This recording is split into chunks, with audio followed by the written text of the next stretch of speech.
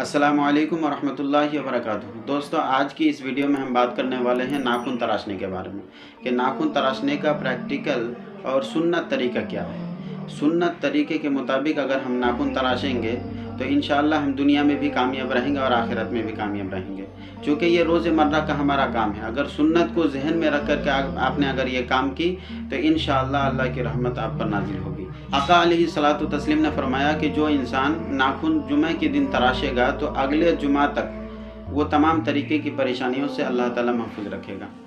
तो चलिए हम बात कर लेते हैं कि जुमे के दिन हम नाखून तराशेंगे तो कहाँ से शुरू करेंगे, यानी कौन सी उंगली से। आप भी नाखून तराशते होंगे तो कभी इस उंगली से शुरू करते होंगे, कभी इस उंगली से शुरू करते होंगे, कभी अंगूठे से शुरू करते होंगे। तो सुन्नत तरीका क्या है, रसूल पाक सल्लल्लाहु अलैहि वसल्लम ने हमें क्या तरबियत दी।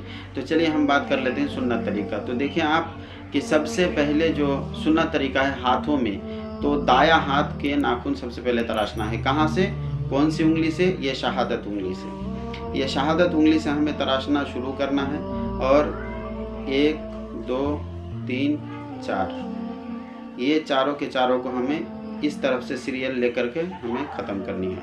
अंगूठा को अभी हम छोड़ देंगे, ना अंगूठा को नहीं तराशेंगे। उसके बाद आप बायां हाथ के ये छोटी उंगली से यहाँ छोटी उंगली, उसके बाद उससे बड़ी, फिर उसके बाद बीच वाली, फिर उसके बाद फिर अंगूठा, यानी कि इधर से ये पांचों का पांचों तराश लेंगे। उसके बाद आता है दायां हाथ का अंगूठा। दायां हाथ का अंगूठा यानी दाएं तरफ से शुरू और दाएं पर ही ख़त्म। अब दूसरा एक नुक्ता आप ये भी ले सकते हैं, हम जो दुआ में जो हाथ उठाते हैं, तो इस तरह से दुआ में जो हाथ उठाते हैं तो बिल्कुल ऐसे ही आप अपना हाथ बना लीजिए। उसके बाद आप याद रख लीजिए कि कहाँ से हमें शुरू करनी है। तो देखें, इस उंगली से आपको शुरू करनी है। 1 2 3 4 5 6 7 8 9 10, इस तरह से आप हाथ बना करके आपके लिए आसानी होगी, याद रख सकते हैं आप। और ये नुस्खा अगर आप याद कर लिए, इस तरीके से आप नाखून तराशिए, इंशाअल्लाह आप सुन्नत के मुताबिक जब ये अमल करेंगे अल्लाह ताला आपको कामयाबी अता फरमाएगा।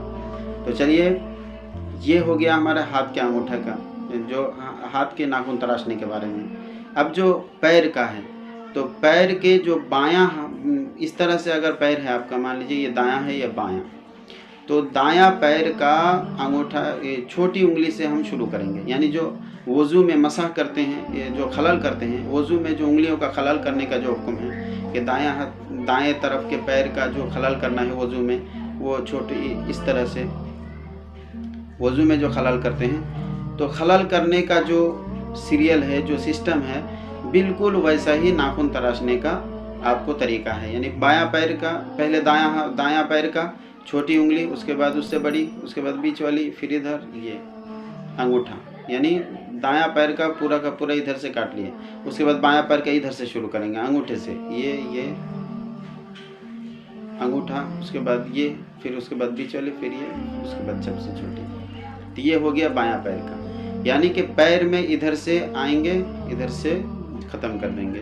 और हाथ में आपने याद कर ली, दुआ की तरह आप हाथ बना लीजिए। उसके बाद आपको शहादत उंगली से इधर से लेना है, उसके बाद ये ऐसे चला जाएगा, उसके बाद आखिर में अंगूठा। इस तरह से आप सुन्नत को इंशाअल्लाह अदा कर सकते हैं। और प्रैक्टिकली जब 1-2 बार कर लेंगे तो आपको हमेशा के लिए याद हो जाएगा। तो उम्मीद करते हैं इस वीडियो में आपको बहुत अच्छा